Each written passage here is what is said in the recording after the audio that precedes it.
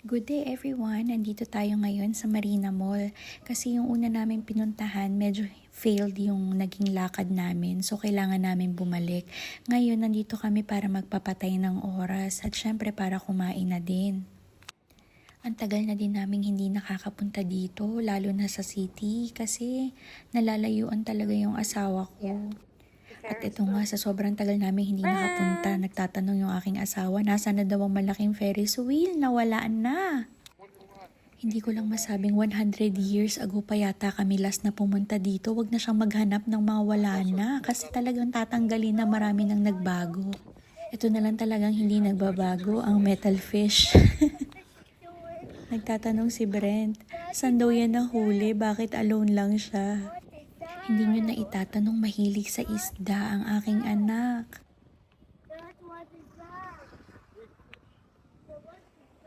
O diba, pati ang ama napatanong na din kasi maraming tanong si Brent.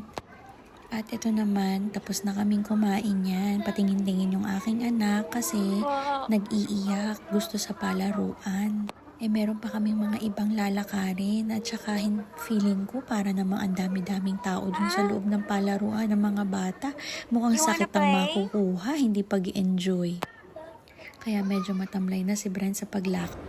At habang papaba kami, ito nga nakita ko, napaka-cute naman ang sasakyan na to. Para mo nang ka-level si Batman. Fast forward, nandito naman tayo sa Waitrose. Ayan nga, may papinya, kaya lang alam mo naman ang presyo, napakamahal. Isa lang talagang pinupunta ko dito sa Waitrose pag kinakailangan. Kailangan bumili ng spam at ng pork para naman ang ganda lang tignan ng selection ng fruits nila dito. Mukhang ang lilinis, ang gagandang tignan. At habang dumadaldal ang aking anak, sa lahat ng nakikita niya, marami yan tanong. Ito pala yung kalahating part ng section ng Waitrose. Hindi na kasi ako umikot. Kailangan ko lang talagang bilhin yung mga kailangan ko. Dito tayo sa non-Muslim area. Alams na, syempre, kailangan kumuha tayo ng Bubsy and Spam para sa mga kids. Kasi may pasok na naman bukas. Alam nyo na, ito pala yung non-Muslim area nila.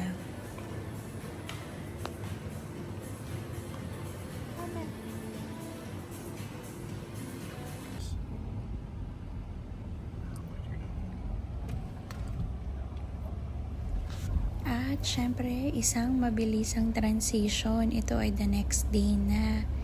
Kailangan namin pumunta sa Forsan Mall. Basta may dinaanan kami. Tapos, dahil nandito na rin kami sa Khalifa, kailangan namin pumunta sa Forsan Mall para mag-grocery. Gusto ko kasi kung ano yung mga nasa paligid at may kailangang bilhin o puntahan, puntahan na namin. Sayang naman kasi yung bihis ng bihis, araw-araw aalis.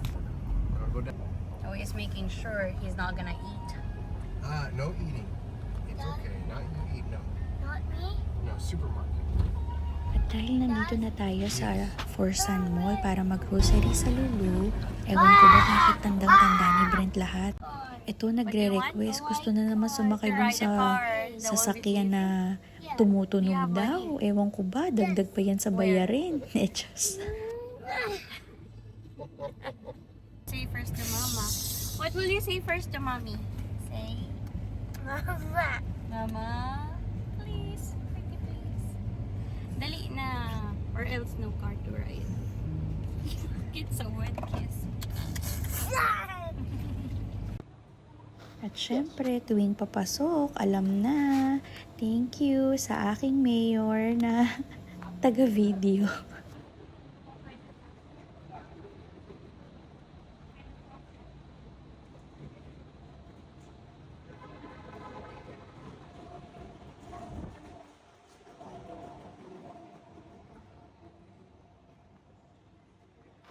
At dahil ayaw ni Brent ng pahinto-hinto sa pagdadrive ng kanyang sasakyan, ang tagatulak ang kanyang daddy. Ako naman ito, simula na ng pag-grocery. Ito na nga, syempre bayaran na si Mayor na dapat dyan. Mabilis ang transition kasi ang hirap mag-video. Ang daming tao pala pag Sunday. At ito naman si Brent, naiinip na. Close the door of your car, please. What? dahil sobrang dami ng tao sa supermarket kanina. Ayan, nagpakape si Mayor at gusto daw niya sa tahimik na lugar. Sana pala laging crowded pagka grocery time para may pakape si Mayor. Pinilhan ko nga pala si Brent ng laruan kasi naman ang galing ng pumili. Bibili lang dapat ng regalo para sa classmate ng ate niya. Nag-request na gusto din daw niya at sabi ko nga yung una niyang pinili mahal. Sabi niya yan na lang daw. At ayan na, ang favorite naming bun.